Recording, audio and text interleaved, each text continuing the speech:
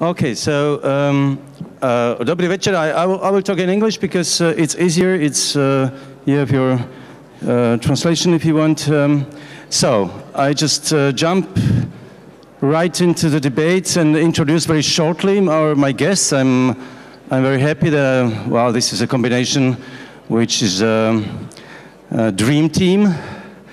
First of all, Masha Gessen, the writer for New Yorker, but 10 other best journals and media in the world.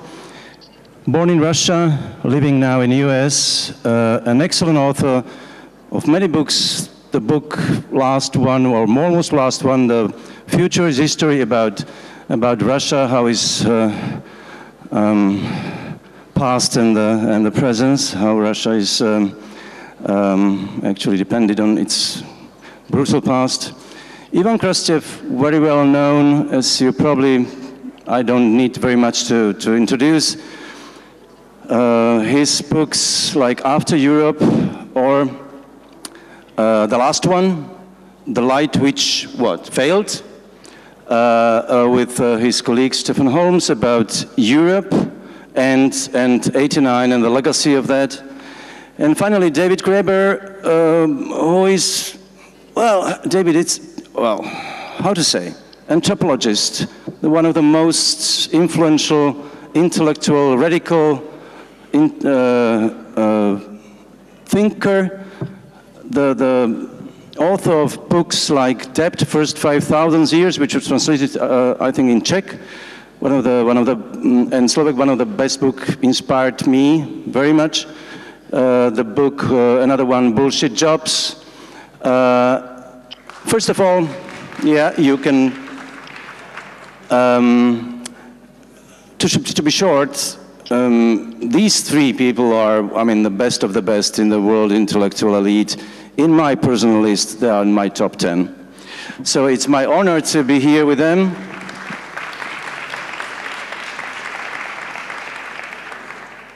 And I start directly because we have not much time.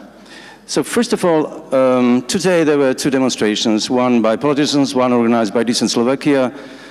Chris already spoke about that. Yesterday in Prague was 300,000 people in the Letna.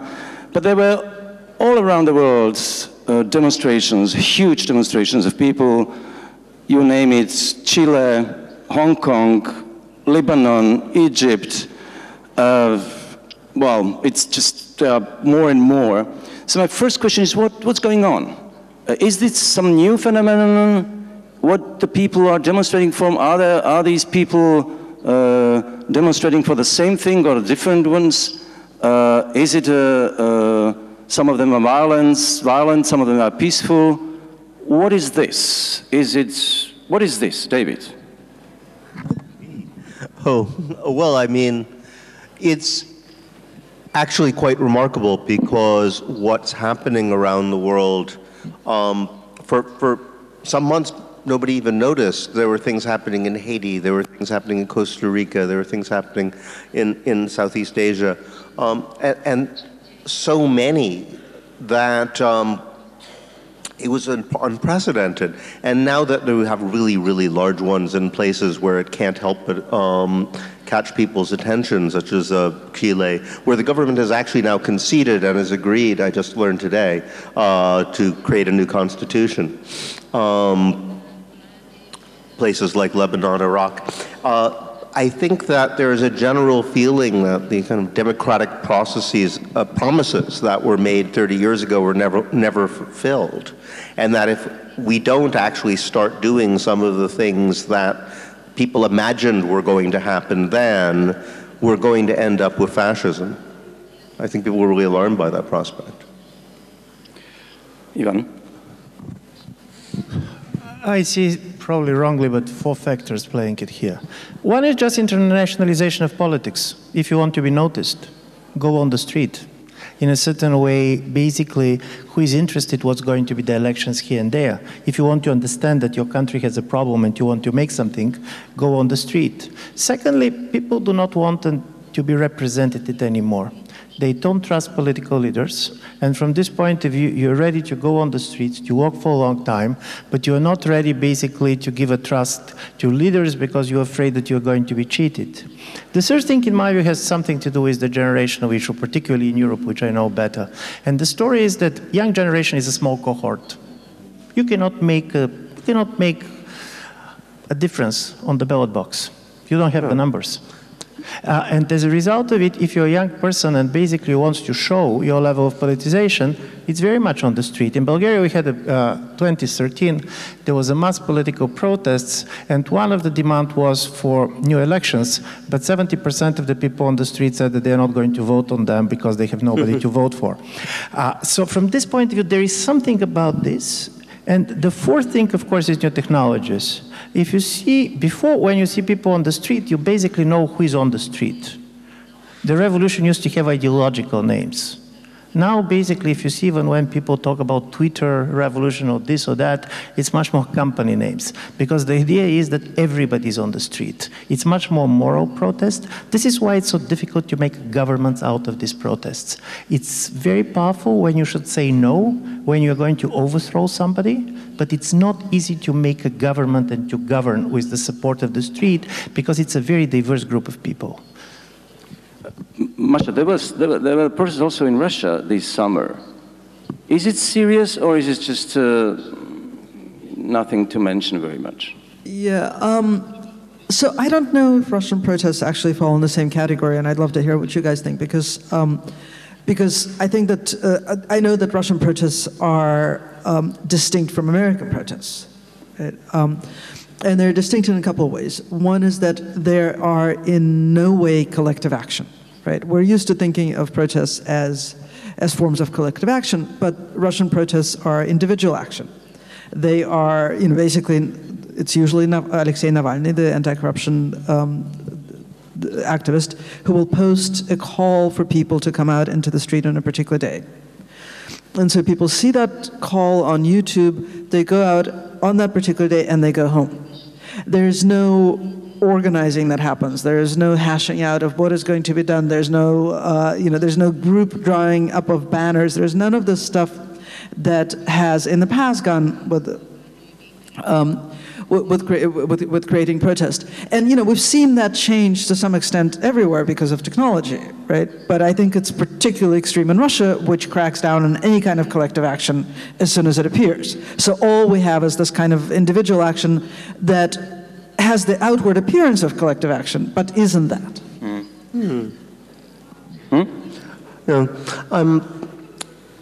I think that, I was going to respond, I don't know about Russia, but I was going to respond to what you say. I think that there's been a real, what you're talking about, the four features, is a real fundamental change in the nature of what people assume democratic politics actually is. Yeah, I mean, Manuel Wallerstein liked to make the point that when you have a world revolution, he would say 1789, 1848, 1917, were all world revolutions. 1968 as well. When you have a world revolution, what it actually means is that there's a change in political common sense across the planet. And I think that what happened after the year of the squares, of the Arab Spring, of Occupy, is that nobody believes that a democratic revolution can happen or through institutional means. No, people assume that the institutions that exist are fundamentally corrupt, and democracy essentially means organizing outside them. I mean, you will have an influence on them, but you can't operate through them. It's actually quite interesting if you think about it it's almost a change in class perceptions. It once occurred to me that the real what it means to be middle class, it's not really an economic category. It has to do with your relation to basic institutions. If you see a policeman and you feel more safe rather than less safe, you're probably middle class. But being middle class means that you believe that institutions should be working for you, whether it's government or the banking system, and therefore, if they're not, you're indignant. But in this case, nobody assumes these institutions really should be working for people like them anymore. And I think they're right. Yeah, I think that, I mean, the way that I've thought about it, and this again applies to both American and Russian protests, is that there's a kind of protest that is a negotiation with institutions. Like, you do this for me, you start paying attention to the AIDS epidemic and we'll go home. You end the war in Vietnam and we go home. You root out corruption in Russia and we go home. Right? You give us good governance, and we're going to go our separate ways. And then there's a kind of protest that is more, say the Ukrainian Revolution of Dignity, where get out of the presidential palace, right? We don't actually have a particular subject to negotiate with you. We all have different political agendas. But where we're united is that we have completely lost faith in the government that we have. Just because for me, I agree very much that there is a fundamental change. But in a certain way, it's also quite important to see that many of these protests was also the way some of the authoritarian leaders managed to justify their rule. Because you don't have a revolutionary project, but you have the fear of the revolution in certain groups. For example, Mr. Erdogan, after having 2030 Gezi protests in Turkey, he goes and said, you see, these people means instability. These people has nothing to offer you. His famous statement, we are the people, who are you? So from this point of view, because also the crisis of democracy was not simply the crisis of people believing that they can influence the system, but also those in power didn't know how to justify their power. And then suddenly you have a threat. Russia, 2011, 2012, it was a regime change. But not exactly the way, basically totally. People asked for dignity, and they said, we want the dignity as individuals. And then Mr. Putin said, okay, let's get Crimea, so you're going to be dignified again. So from this point of view, I do believe this is something very important between these relations and dialectics between people's protest, who have the power to say no and to destroy, but we are not interested to go in power because they don't believe in power anymore. They don't believe in the state in the way they have been believing before. By the way, David, I mean, I know you don't like that, but you are famous for many your books and texts, but also for that you are the author of this slogan, we are 99%. I know you say that it's a collective idea, but still. I came up with the 99% part, but not the we and the are. But you were the part of that Occupy Wall Street movement, which actually achieved nothing, did it? That's completely false. Yeah. This is like the most idiotic, stupid propaganda, and I'm embarrassed to hear you repeat it. Well, no, I'm frankly, really, yeah, well, I mean, everybody was trained to say this. Every single, during the entire campaign, we said we are not trying to achieve specific legislative aims. We're trying to create a cultural revolution. The moment that they shut us down militarily, basically, immediately every single commentator said, oh, they obviously failed because they didn't achieve specific legislative aims. We said from the beginning that's not what we were trying to do. At the moment, polls in America indicate that a majority of Americans under 30 consider themselves anti-capitalist. Where do you think they got that from? Oh, yeah. Okay. Congratulations. I mean, yeah. Nobody's ever managed to do that before. No, yeah. So the fact that everybody said fail, fail, fail, fail, it's because we were so successful, they're terrified. Oh. Yeah. Okay. I mean, congratulations for that. I mean, that's yeah. It was coming to that. I mean, that's one of the typical phenomena of these mass demonstrations is there are many young people among them. Is it that what happened?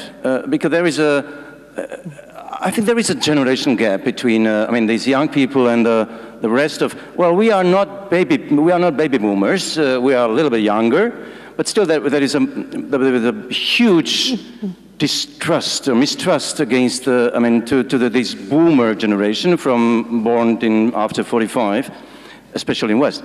So. What happened? Is this again a phenomenon which is new or not? Which aspect? I mean, the generation gap between. Oh God! Well, I mean, I don't want to hog all the attention. What do you think of this generation? Then I'll give my opinion.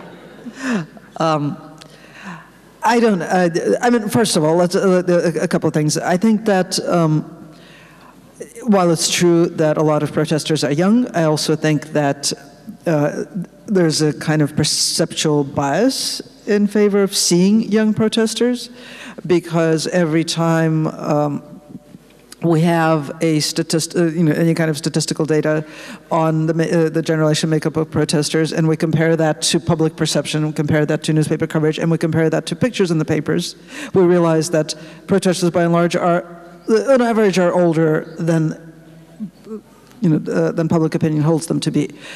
So I don't think, but at the same time, of course, there's no denying that there's a major worldwide youth movement that was born just in the last year, and which is the climate strike movement. And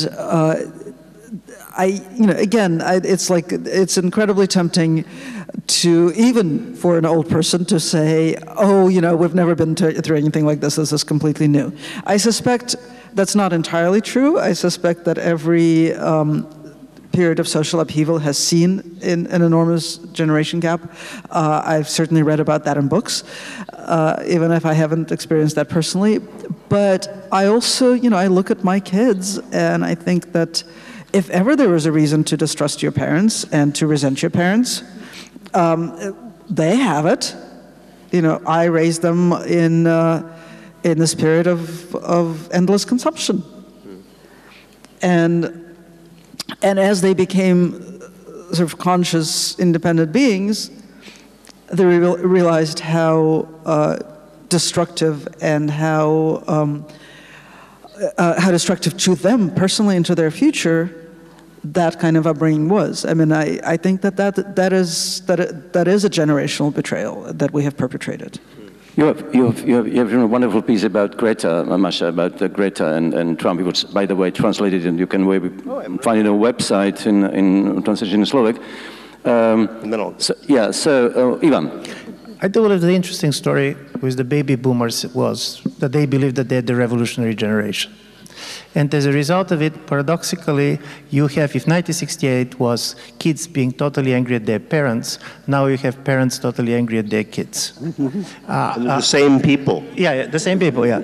Because in a They're certain just way, an angry generation. Because the kids are taking from them the most important. Their revolutionary biographies. And this is quite important, because also I do believe that when I was talking about numbers, I really do believe that numbers matters. When you talk about the environmental issues, and I don't talk protests, but if you see how people are voting in places like Germany, CDU and the Greens are generational parties. This is the new grand coalition, because paradoxically, the young people said, okay, we don't have the numbers, but we have the right to speak on behalf of those not born yet, because you're threatening them. And this is funny, because normally it was the conservatives speaking on behalf of those not born because of the abortion. And this is an important message. So you have two types of movements, but which is interesting, both of them has an apocalyptic vision about the future.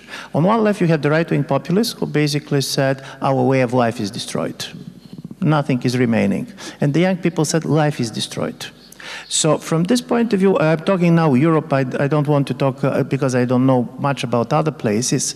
But the interesting story about Europe is there was an opinion poll being done all over Europe a year ago. 67% of the people believed that life was better before, including 52% of the people younger than 30.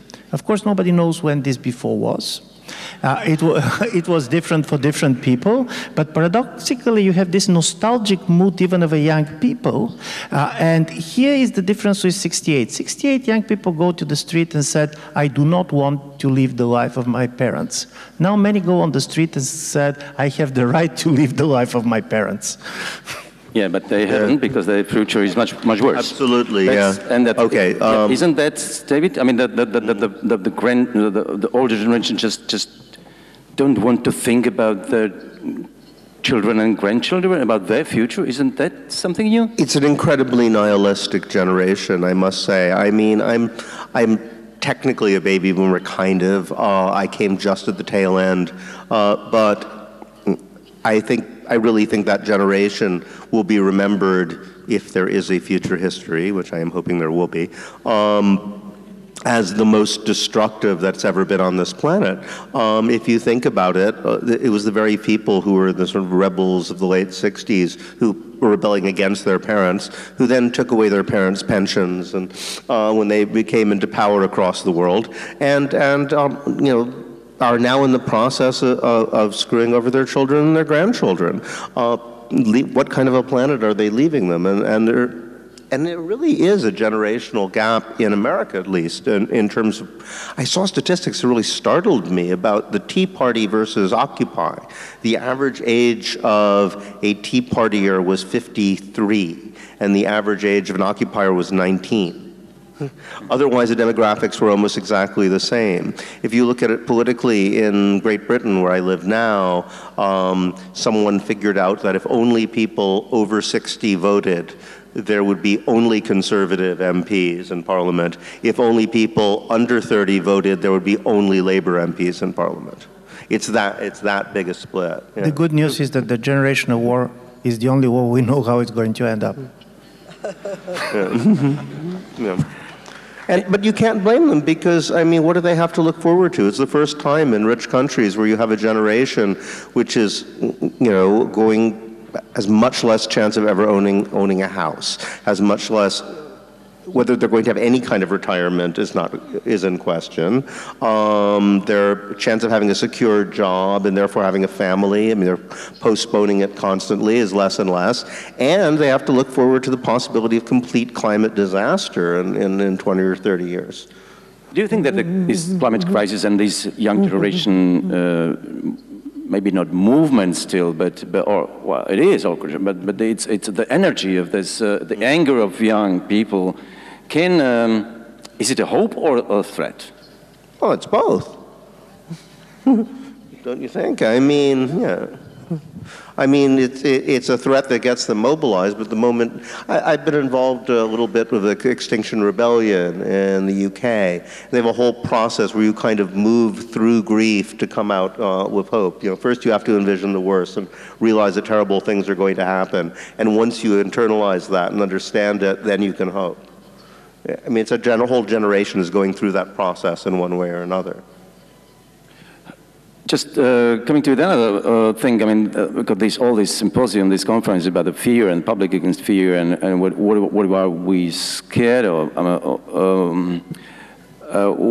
Because we live in this country, I mean, so I can admit it, one of the fears I have is Russia.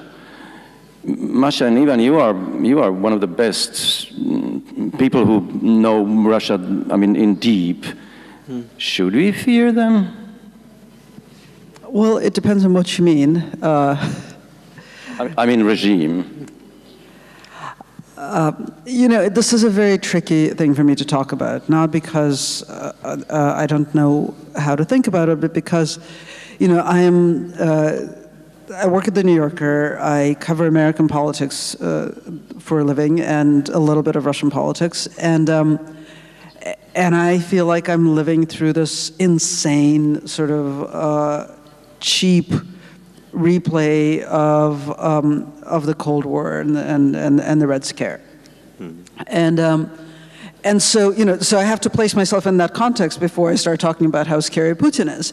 And this is, you know, and it's an absurd place for me to be in, because in 2012 I published a book about Putin in which I basically argued that that people weren't taking him seriously enough and weren't realizing how terrifying he was.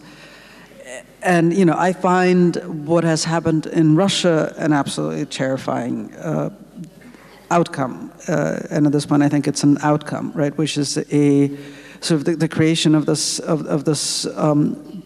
monster that has a mafia state on top and a totalitarian society at the base, right? A society that has reconstituted itself as a totalitarian society in the absence of a totalitarian regime, right?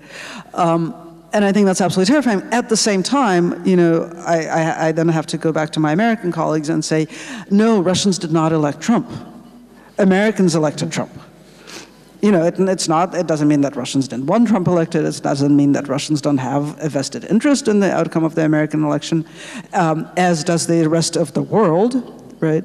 But but it's Americans who elect Trump. And any place I think you go in the West, while there can be greater and lesser sort of indicators of Russian influence, the greatest threat to any kind of democratic rule anywhere in the West is the population of that country, and not Russia. I'm very, very close to where Masha is. There is really quite important to understand what we're talking about. First, of course, Russia is an awful place to live. And to be honest, if you're Russian citizens, you know that there are two things that you cannot choose: your parents and your president. This is not in the cards. But at the same time, I do believe that what we started to do is first using Russia as the way to avoid certain type of tough questions about our own societies. What is much more scaring about Russia is how in many respects Russia and the West starts to look the same. This is the scary part. And this cannot be explained only with the Russian covert operations, which are reality. There is no doubt about this.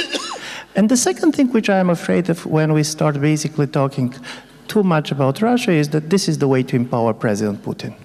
Listen, if I believe the American media that Putin elected the American president, then the Bulgarian elections should be eliminated.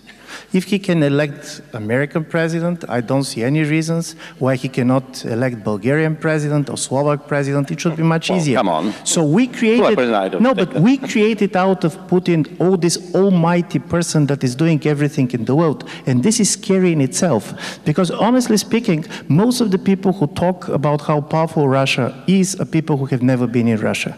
There is no energy in Russia. China, in my view, is much more problematic, scary. You have technology, you have ambition. By the way, there is no Russia factor. There is a Putin factor.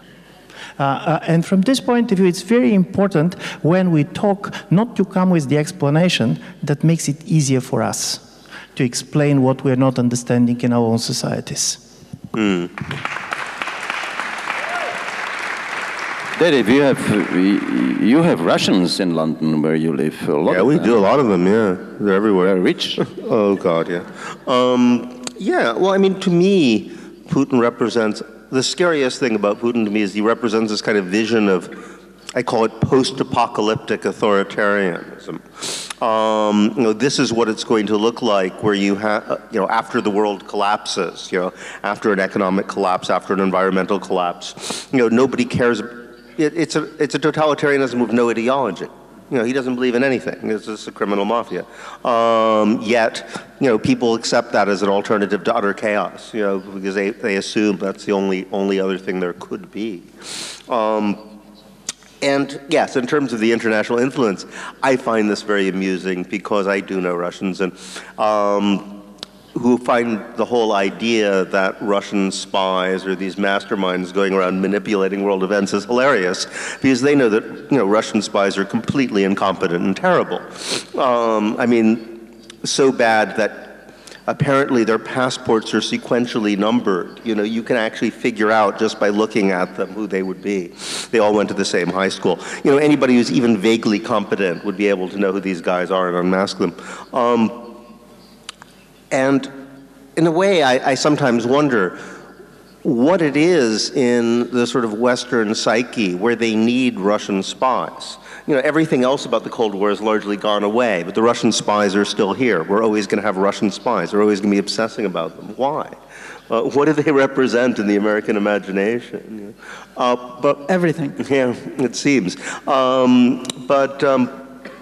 But in the case of the U.S., it's very clear what the story is really about. It's that the Democratic Party establishment, the Clintonites, who essentially grabbed the nomination from the left on pretty suspicious grounds, but on the grounds that we are competent, we are the professionals, we're the guys who knew what we're doing, then somehow managed to lose to Bozo the Clown. I mean, the most incompetent, idiotic politician who's ever run for president in America beat these guys. What are they going to say? I mean, you know, any other reason they could give for why they lost would imply that the left wing of the party actually had a better strategy. The only way they can pull it to the right is say, no, it was Russian spies. It's just an excuse. And one more sentence. One of the way we talk Russia so much is because we don't know how to talk China. Yeah, sure. But there is another thing. I mean, of course, there is the Russia is not only about the spies. Russia is also about money and the corruption which is infiltrating our countries. And well, we should be blamed for that. But well, this country is totally. I mean, it's corrupted from bottom down. I mean, the bottom is much more corrupted than the down. But you are coming from US, you are coming from Britain, you are coming from Bulgaria. Now, well, talking about Austria, but there let's not go into a competition who is more corrupt. Yeah. I mean, you can lose. Yeah, I mean, corruption in Slovakia is a corruption of 5 million people, or the country of 5 million people. But the corruption in Britain or in America, I mean, it's a different scale, isn't it? I mean, it's not only about Russian money, but still the corruption is. I mean, that threat, isn't it? You know, I just wrote an essay that's on the website right now about what we talk about when we talk about corruption in the impeachment hearings, right? Because I can count at least 4 or 5 uses of the word corruption, sometimes in a single paragraph. You know, distinct uses of the word corruption in a single paragraph in the impeachment hearings, which is very troublesome. But you know, we're talking about post-Soviet corruption. We're talking about the kind of corruption that is a smear and a cudgel, in the sense that you know, in a corrupt system, everyone is always somehow outside the law, which means that anybody can be eliminated by being accused of corruption. And that is actually a symptom of systemic corruption that is at the basis of the system, which is true, I think, of many post-Soviet countries, certainly true of Russia, but it's also true of how accusations of corruption have been instrumentalized by autocrats and aspiring autocrats, which is something that Trump has just he took to it so fast. I mean, this is one of his. He's good at intuiting those kinds of instruments. At the same time, there's another kind of corruption that I didn't even write about yesterday, which is you know, which is corruption that is endemic to the American system, that is not illegal, right? And you know, it is not illegal. In fact, it is explicitly legal to have the entire political system constituted on the basis of financial contributions. The entire political system, right? Which, by the way, this is what we were getting at when we coined the phrase the 1% and 99% and Occupy, is the 1% are not just the people who get all of the benefits of economic growth since 2008, they're also the people who make all the campaign contributions. So basically they're people who can turn their wealth into power and their power back into wealth. And that's why we stayed out of the political system. It was essentially a system of institutionalized bribery. If you look at the corruption indexes, America always comes out at the bottom as one of the least corrupt countries in the world. And you look at that and say, what? And then you realize that, well, giving money to a politician to influence their vote isn't illegal in America. You know, if you do that in Nigeria, you know, that's illegal. So Nigeria is a corrupt country. You know, if you do it in Russia, it's illegal. But it's not illegal in America. Well, it's, I mean, like, I just, the audience might not know this, but this is, to me, one of the great examples, you know. Whether you have access to primary debates in the United States is based on the amount of campaign contributions that you have collected. Your campaign will be disqualified if you haven't got enough bribes. If you haven't got, yeah. But here is also quite important, because coming from where I'm coming, I also know certain things about corruption. And the problem with the corruption is also that this is an empty signifier. You can attack for corruption anybody. Who is now fighting corruption most in the world? The Chinese leader, the Philippines leader. Mr. Lukashenko, by the way, started his career as an anti-corruption crusader. So if you have a political life which only debate is about corruption, This is a problem. I do believe corruption, our countries at least that I know, has a real corruption problem. But to fight them, we should talk about something more than corruption. Because otherwise you go to this vicious circle in which people stop trusting anybody, and we are giving power to the prosecutors and the police to basically save us from corruption. I don't know how it's in Slovakia, but I don't want basically the power to go to these institutions in order to believe that we are going to be a much more fair and just society. Well, look what happened in Brazil. I mean, perfect example of that. Yes, but, so what's wrong? I mean, the corruption, but we talk about, it's illegal corruption. So is that the Western civilization just went wrong? Capitalism? Well, what about that, David? What about capitalism? Capitalism. Yeah, well, I mean, the interesting thing is whether the system we have can even be described that way anymore. It seems to be morphing into something else, which isn't actually better. Could in ways be worse. We have increasingly this kind of mix of the worst aspects of capitalism and some kind of managerial feudalism. If you look at the profits for most large corporations that are traded in the city and Wall Street and Frankfurt, they're no longer actually coming from commerce or industry at all. They're almost all from finance. Either they're financial companies or financial divisions of industrial companies. And that just means, they're just taking money directly from people. You can't even, it's impossible to even get the numbers for how much a family income, the average family income in a place like America or most European countries goes to the fire sector, to finance, insurance, and real estate.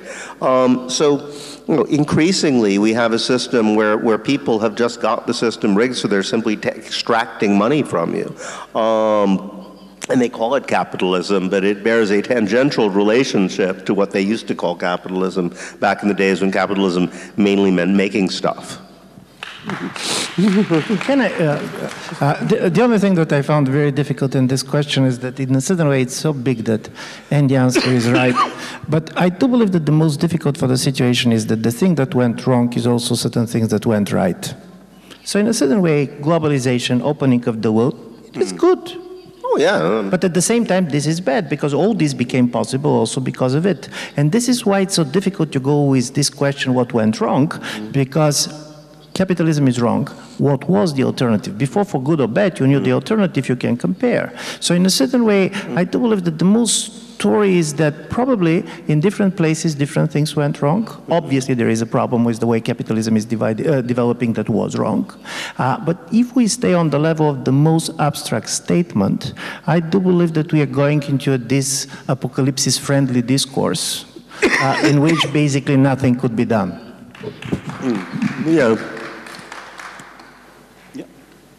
Could be done something? Well, lots of things could be done. I mean, I think we're supposed to be talking about imagination. It's always struck me that for the last 30 years there has been a kind of war on the human imagination. The very idea that it would be possible to imagine different social arrangements and bring them into being, even though that's what human beings have been doing in one form or another for thousands of years. We're told in thousands of very subtle ways that that's no longer possible. It's very strange, because often it's said because of technology, right? I'm an anthropologist, so I'll often point out that, there's, endless variety of different economic systems have existed over human history. And people say, oh yeah, but that's all primitive stuff, that's all, in the past, that's not a modern economy. To which, the obvious response is, all right, you're saying if you've got an ox cart and you're carting around wheat, there's 100 different ways to arrange your economy, but if you have a high-speed computer, there's only one. That doesn't sound likely. I thought computers were supposed to give us more options. In fact, if all those people out there who are spending all their time coming up with new ways to do high-speed derivative trading, were said, okay, have fun with it, try to figure out a better way to distribute goods and services that, wouldn't destroy the planet and would be a little more equitable. I bet they come up with all sorts of things. You'd have 30 different models right away. it's not that people don't have ideas, it's that we have created a gigantic system to tell people to shut up all the time and stop thinking. Yeah, well, I think, yeah, that's actually why, I think that's fantastic, all three of you, because they are imaginative and breaking the stereotypes. Masha, what is a stereotype you really think is now the burden in America or in Russia? The stereotype which you live in, and people are not able to get that this is not right. Well, off the top of my head, I can give you an example that actually, this is something that I live through every spring. So every spring I teach a course on, basically an introductory media course for undergraduates. And in the middle of the course, after they have learned about the history of American media and all the many failed attempts at creating regulation and creating a democratic media, I say, well, can you imagine a different way of thinking about media? Can you think about media as a public utility? Can we talk about media as a public good? And I always have a group of students, anywhere between 20 and 35 students, who mostly think of themselves as leftists, who recoil in horror at that point and say, no! And I say, well, why not? And they say, because it would be censorship. I'm like, wait a second. So if we entrusted the regulation of media to representatives or bodies constituted by an elected, accountable government, there would be censorship. Mm-hmm. But right now, when we entrust them to people who are accountable to no one but themselves, not even, at this point, not even shareholders, because the biggest single person with an influence on the American media scene is Mark Zuckerberg, who is accountable solely to himself, right? And that doesn't instill fear of censorship in you. And then it's always a very interesting conversation. I always manage to bring around maybe 3 to 5 people out of, between 20 and 35.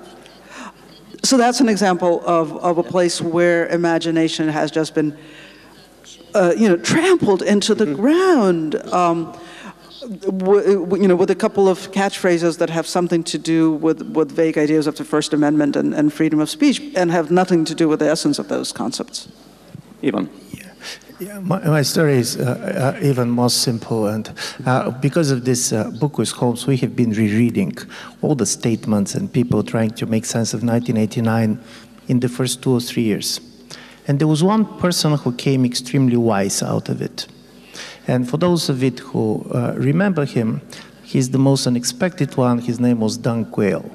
So Don Quayle was the vice president of the United States back then, and he was the big favorite of the American stand-up comedians because, but in 1990 he made the following, in my view, absolutely genius statement. He said, what we are witnessing today is an irreversible development towards more democracy and more freedom, but of course this could change.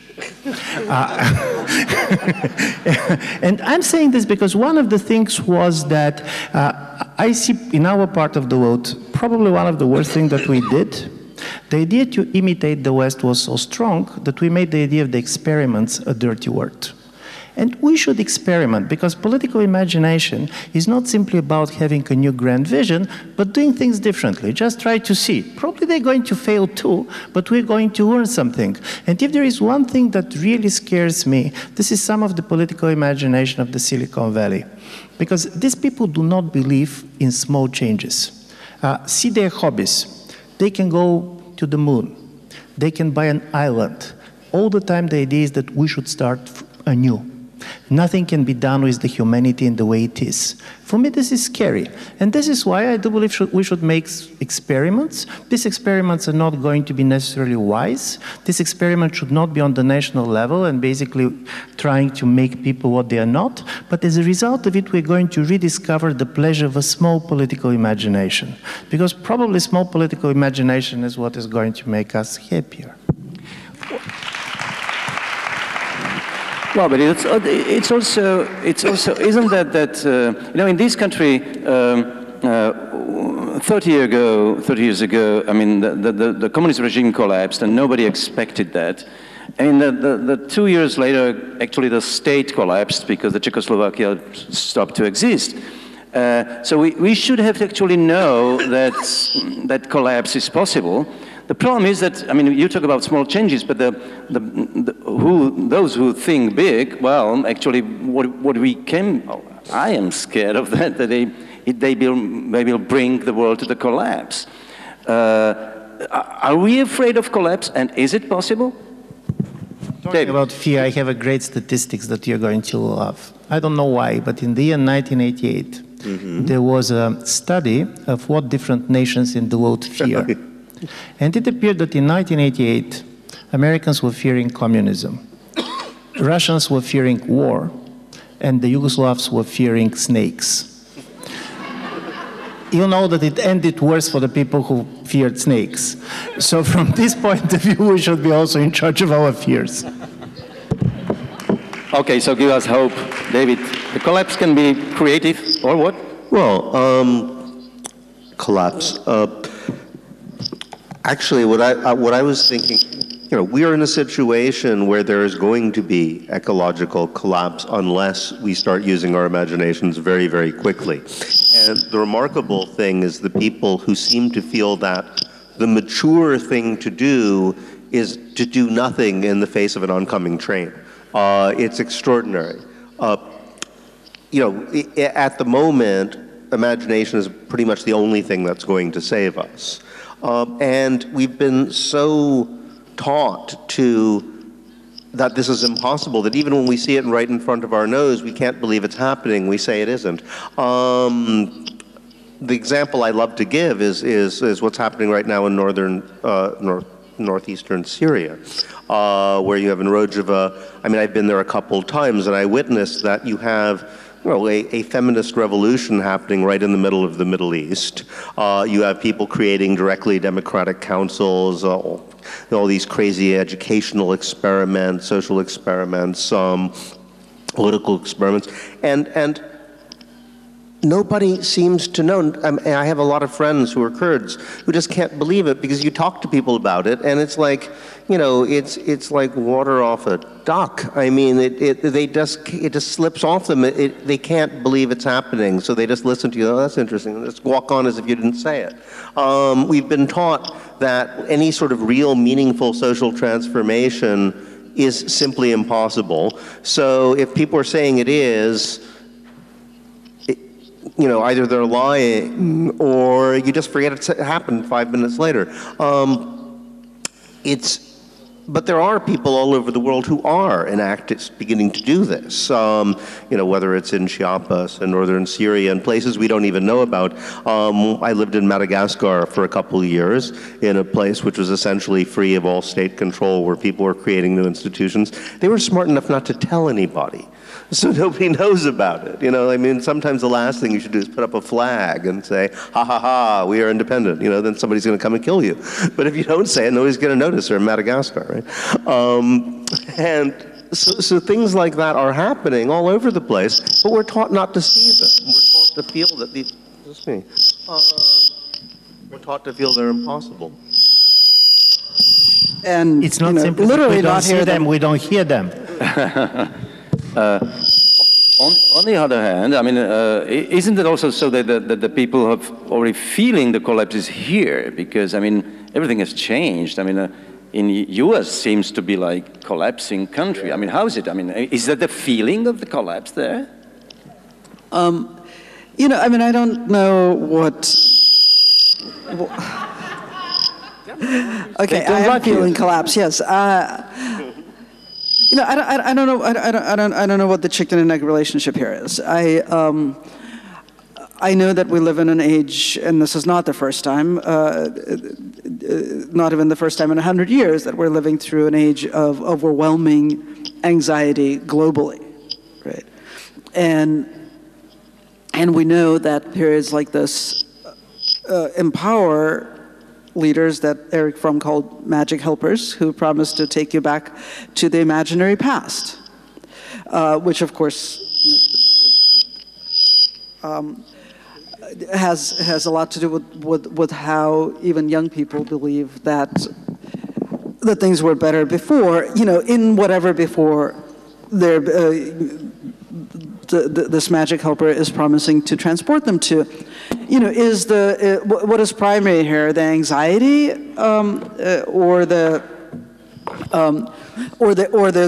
this rush to hand over agency? What constitutes collapse? I think it's the anxiety that constitutes collapse. There was an interesting story. There is a Bulgarian fiction writer, which probably you know, because I do believe he was translated in Slovak, Georgi Gospodinov. And he's working on a novel, and the plot of the novel is the following. European leaders cannot agree about the future, so they decided to agree that we should go back to the past. But the problem is that we should decide in the 20th century which is the year in which we want to go together. Bulgarians, Germans, others. And we have been talking about this. I don't know what's going to happen in his novel. It's going to be more interesting than what I'm going to tell you. But when I start seriously thinking about this, is there an year in which we all can go together? Paradoxically, it's only 1989, because the hopes were highest everywhere. And from this point of view, this is what you're maximizing. You're maximizing hopes. Of course, in Poland, there was a very difficult year when it comes to the economy and so on, but the hopes were highest. And there is an interesting way to measure this energy. The figure that I'm never going to forget is in 1981, the top year of solidarity, consumption of alcohol in Poland was reduced 4 times. So people were really so much basically drunken with the political energy that they stopped drinking. No, but there is not a joke here. This is incredible. 4 times for 1 year is incredibly high. And I do believe this is what we're talking about, how you're maximizing hope. I'll give you another statistic that I know. In Russia has been suffering from technically inexplicable excess mortality for the entire post-war period, with the exception of 2 short periods, the Khrushchev thaw and the Gorbachev perestroika. Well, David tried to silence that by a very imaginative way. He took off the battery. Now you just try to put... No, you shouldn't, because it's probably because of it's close to this machine or whatever. I was holding up here. Was doing well, okay, so then you can...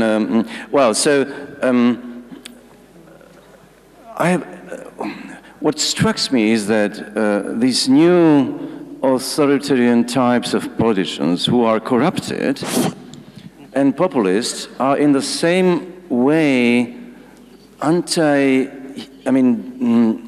human rights and the rights of people of minorities and various whatever orientation and ethnic identity. Is it also something which, because communists were not like that very much. I mean, they were at least internationalists in the same that they were nationalists, but I didn't think they were so oppressive. Were they? Yes, they were. Against minorities, yeah, absolutely. But why it is, yes, sure, but they were oppressive against everybody somehow. Well, my question is why it is so that these populists are so much against LGBT people and other minorities. Why it is so? Yeah, I don't think it's any great mystery. I think that because the promise at the basis of this politics is the return to an imaginary past, they need to at least promise to reverse the most rapid social change of the last generation, and that has been an LGBT politics. Putin is, as often happens, the most vivid example, because he really basically has been saying, if you want to go back to a time when you felt comfortable and nothing made you uncomfortable and foreign values weren't forced down your throat, then we just have to get rid of the queers because they were imported from the West. We didn't have any gay people before 1991. Which is kind of true. Because there were certainly people who had sex with people of the same sex, but there weren't people who claimed an identity, who claimed that it was a political identity, who claimed that there were rights that accrued to them because of this identity. So you can say, okay, all of those things, are the result of the greatest geopolitical catastrophe of our time, which is the collapse of the Soviet Union. And if we just get rid of the gays, everything is going to go back to normal. We're basically seeing a lighter version of that all over the Western world, because that's the social change of the last generation. And, you know, there's a rational grain to this, because, of course, you know, and I was thinking about this when Ivan was saying, what is the year that we could all agree to go back to? Well, I'm not so sure about 1989, right? Like, for me, that was just not a great time to be a queer person. Everybody was dying of AIDS, and nobody, you know, and LGBT people had no rights anywhere except Scandinavia. So, groups of people who really don't want to go back to the past with you are your enemy. I very much agree, but there is two more elements. One is demographic, the fear of shrinking majorities. So you have the majority groups, which basically are losing the number. And I do believe this is particularly strong, not only Putin. You're going to see also in many of our countries. You look around and said, where are our kids? And you're blaming basically this type of social changes for this. And secondly, not simply where our kids, but why our kids are not our kids anymore. Why we don't understand them. The West basically has kidnapped our kids. They speak the language we don't understand. They talk about things that we don't understand. And it's not about politics. It's about social norms, because the social norms change extremely hard in 30 years. For example, if you go on the opinion polls, you're not going to see in Eastern Europe a major differences between the young people and old people when it comes to anti-immigration sentiment. But you're going to have a lot of changes when it comes to the sexual minorities. And I do believe this is also part of it. The demography is something that we don't know how to talk about, but demographic imagination is critically important to understand also this new wave of authoritarianism. This is the fear of shrinking numbers. I have a kind of a, for me, surprising everyday experience is that not only as a journalist, but also as a because I'm on the social networks and so on, I'm bombarded by the hatred. But when you walk in the city, you see people who look happy, and they are nice, and they are very even polite. What is the gap between the people's minds and those who are living here around us? I mean, what is it? Don't you have the same experience? I mean, it's weird. But if you go in the city, it's nice. But if you look in the people's minds, it's just horror. I don't have the same experience because I don't have social media. Yeah, that's... but what I do believe is important is the following. Even if you go, I'm talking now only Eastern Europe, I don't. If you go on the opinion polls, 70% of the people in places like Poland and others, they're going to see that individually they're satisfied with their life. But the idea is of a kind of a fear of a collective failure. I'm doing fine, but the world is not doing well. My country is not doing well. And this is part of the fact that you don't know exactly the world is going.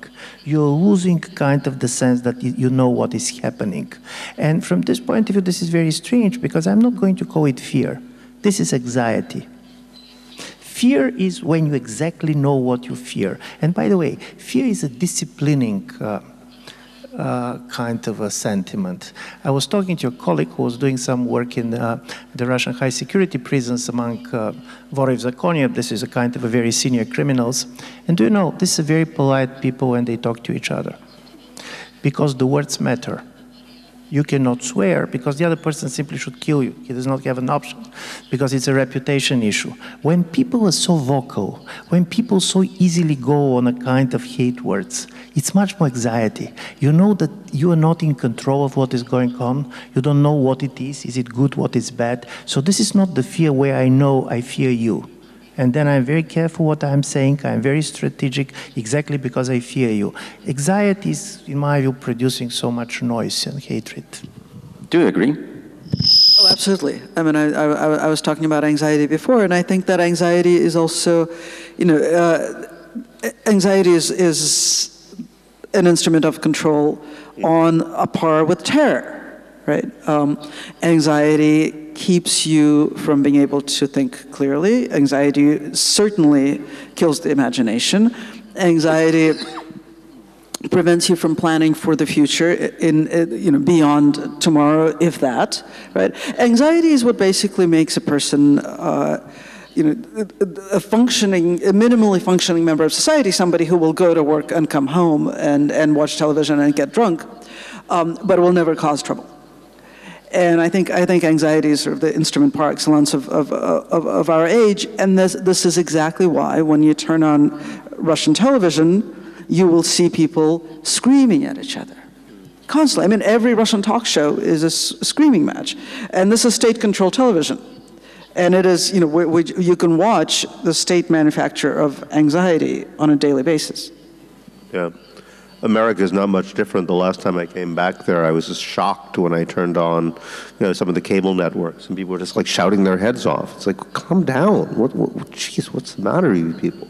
The standards of discourse had just completely changed even in the 10 years that I'd really been paying attention. No, I totally agree with you about anxiety. I think, French sociologist Pierre Bourdieu did a study of how job insecurity affects politics, that essentially, the first thing that happens when you no longer have secure employment is you stop political participation.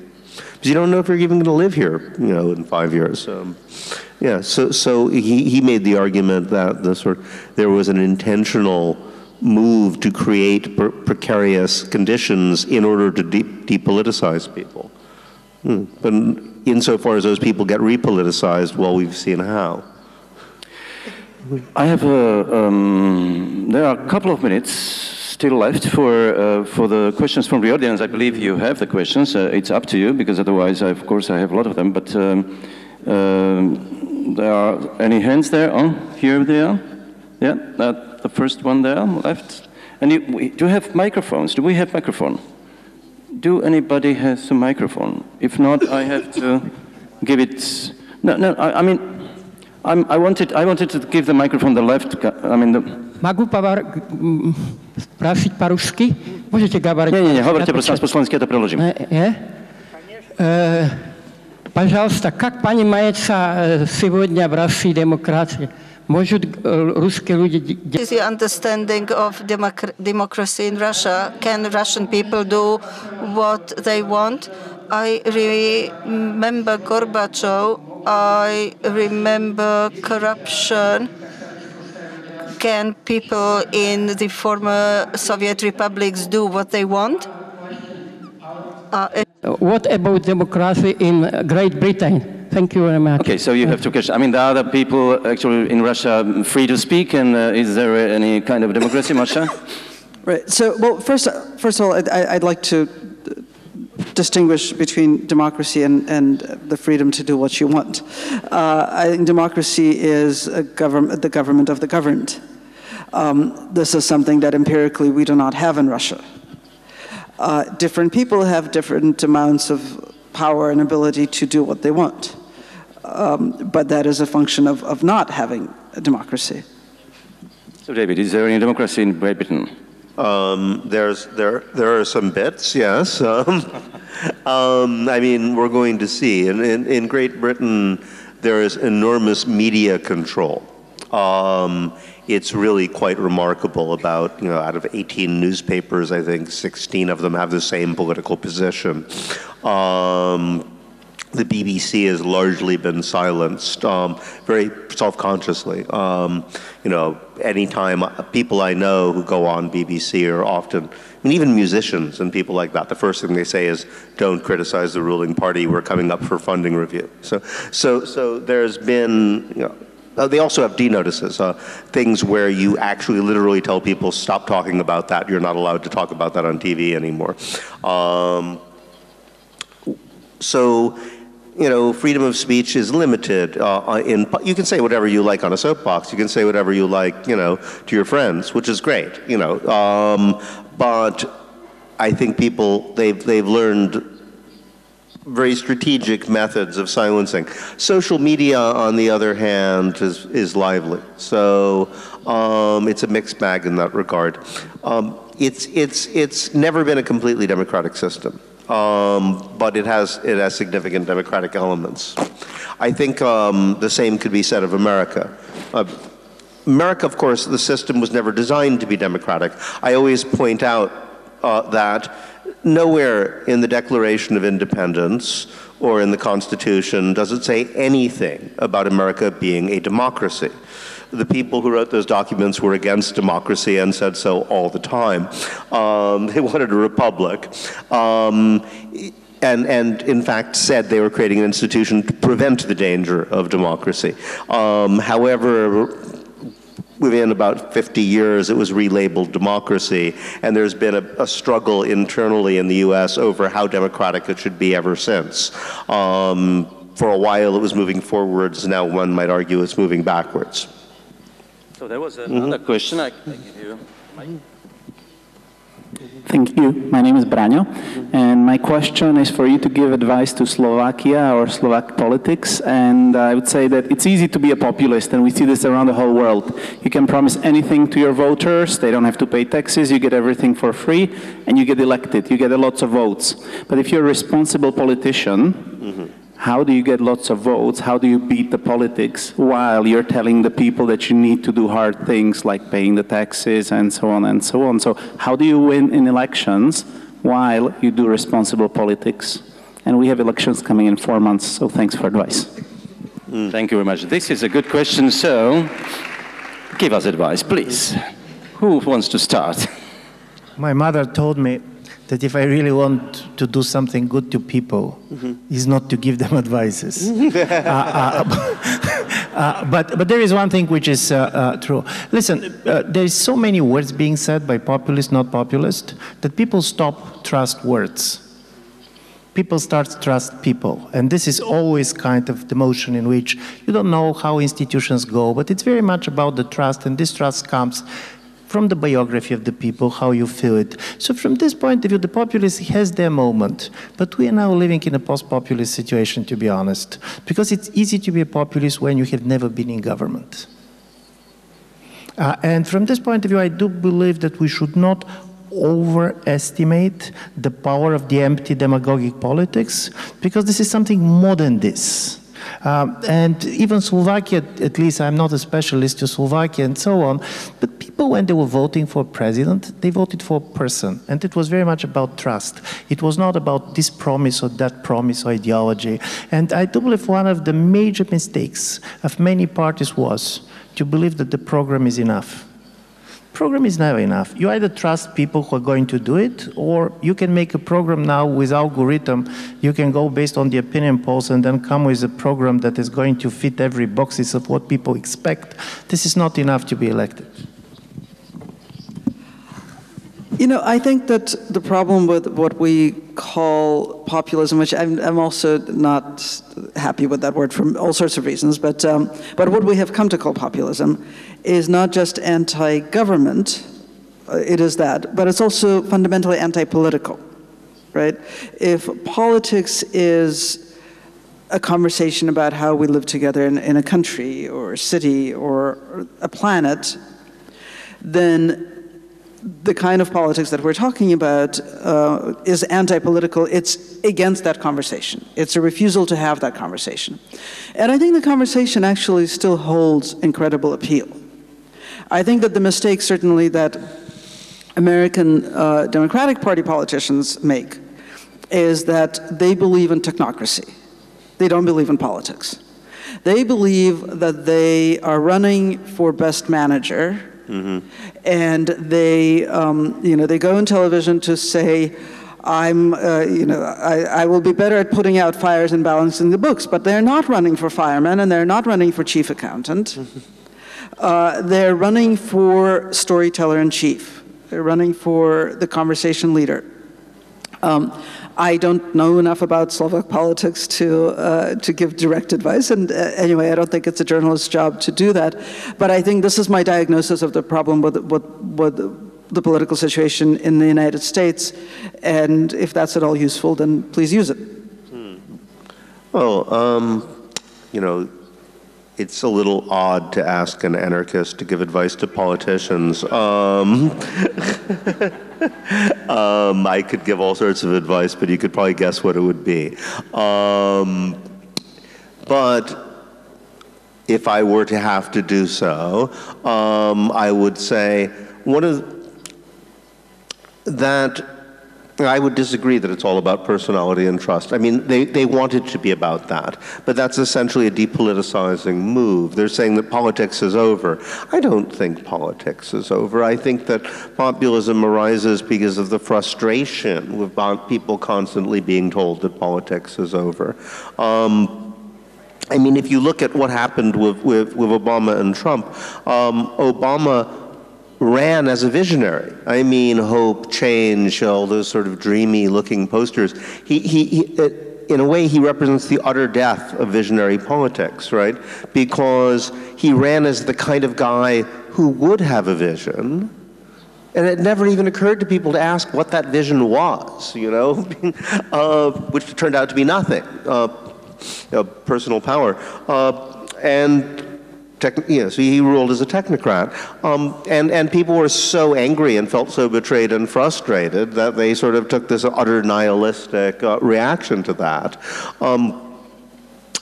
Now, don't make the same mistake, you know? I mean, if you're going to present yourself as somebody who believes in something, find something you actually believe in, and you know, it's not that hard. They must believe in something, and if you don't really believe in anything, stop being a politician. Well, Masha was talking about how important the conversation is, and I agree, but that it's easy to have a conversation with people like you, and because it was such a pleasure.